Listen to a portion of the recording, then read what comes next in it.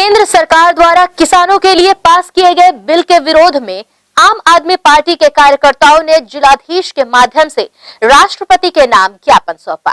केंद्र सरकार द्वारा किसानों के लिए 3 बिल पास किया गया है, जिसमें किसानों के हित के लिए बुरा परिणाम है, जिसके विरोध में बुधवार को आम आदमी पार्टी के कार्यकर्ताओं ने दुर्ग कलेक्ट्रेट पहुंच जिलाधीश के माध्यम से राष्ट्रपति के नाम ज्ञापन सौंपा, जिसमें निवेदन किया गया है कि राष्ट्रपति जी इस बिल पर हस्ताक्षर न करें। गौरतलब है कि केंद्र सरकार द्वारा किसानों के लिए जो बिल पास किया गया है उसमें आवश्यक वस्तु अधिनियम के तहत ज्ञापन सौंपा गया, जिस विषय पर आम आदमी पार्टी के कार्यकर्ताओं ने न्यूज टीम को अपनी प्रतिक्रिया दी। आम आदमी पार्टी राष्ट्रपति जी के नाम पर कलेक्टर के माध्यम से ज्ञापन दे चुकी है। उसमें 3 सब्जेक्ट हैं, 3 बिल केंद्र सरकार ने पास किए हैं, जिसके विरोध में आज ज्ञापन दिया जा रहा है। पहला असेंशियल कमोडिटीज़, आवश्यक वस्तुओं के अधिनियम में परिवर्तन किया गया है।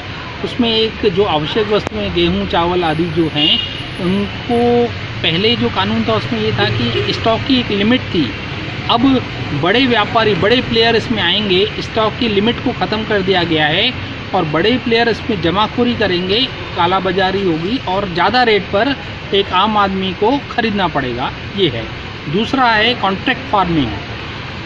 कॉन्ट्रैक्ट फार्मिंग में ये है कि किसान एक कॉन्ट्रैक्ट के तहत अपनी खेती को किसी को देगा और उसके तहत कंपनी और कॉन्ट्रैक्ट से किसान के बीच में कॉन्ट्रैक्ट होगा और अगर किसी स्थिति में दोनों के बीच में विवाद होता है तो किसान जो है पहले एसडीएम के पास अपील करेगा, उसके बाद डीएम के पास, उसके बाद एग्रीकल्चर मिनिस्ट्री के पास करेगा। लेकिन इसमें कोर्ट में अपील का प्रावधान ही नहीं है, ठीक है। वैसे हमारे देश में म्यूचुअल अंडरस्टैंडिंग पर कॉन्ट्रैक्ट किसानी होती है। तीसरा एमएसपी, सरकार ने जो बिल लेके आया है उसमें मंडियों को ख़त्म करने का प्रावधान रखा है। प्राइवेट मंडियां भी खुलेंगी, लेकिन प्राइवेट मंडियों में जो टैक्स है, सेस है और जो अन्य शुल्क हैं वो नहीं लगेंगे और जो सरकारी मंडियां हैं वो सारे शुल्क उस पर लागू होंगे। तो कौन सा किसान सरकारी मंडियों में बेचेगा?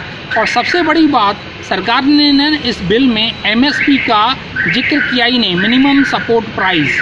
ये एक बहुत इम्पॉर्टेंट फैक्ट है, जो कि मिनिमम सपोर्ट प्राइस से आज तक किसान को थोड़ा बहुत पूरे देश में सपोर्ट मिलता है, जिससे उसका जीवन गुजर चल रहा है।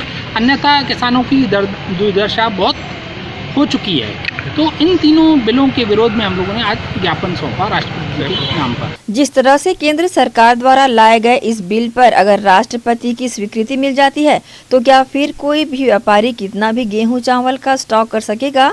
क्या किसान किसी कंपनी के साथ अनुबंध कर सकता है?